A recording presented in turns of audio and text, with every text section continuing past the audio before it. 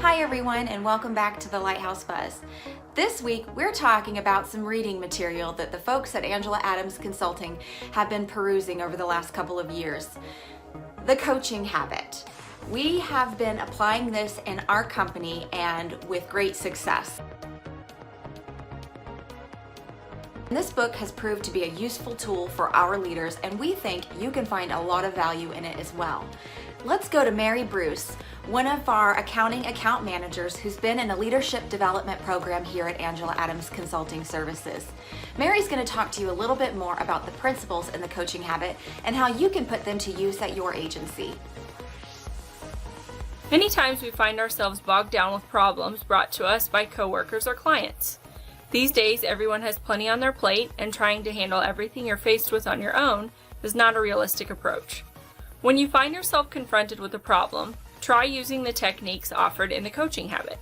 For example, when an employee comes to you with an issue, you don't have to come up with a solution. Now, many times it does seem quickest or easiest to jump in and start offering solutions or advice. By doing this, you're creating overdependence on the side of the employee. You're going to get further overwhelmed with tasks to complete, and then worst of all, you'll become disconnected. Now, it is our nature to jump in and solve the problem ourselves or offer advice, but that's not necessarily a good thing.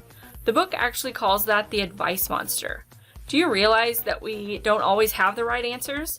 The book tells us to listen, remain curious, and keep the conversation focused on you. Give the person time to speak.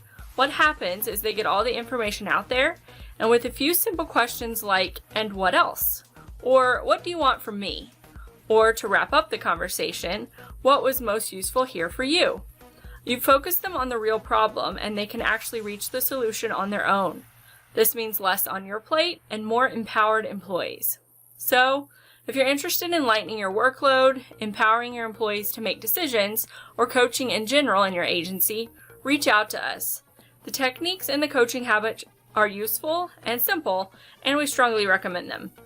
Many of us have spent a lot of time in this book and use these techniques.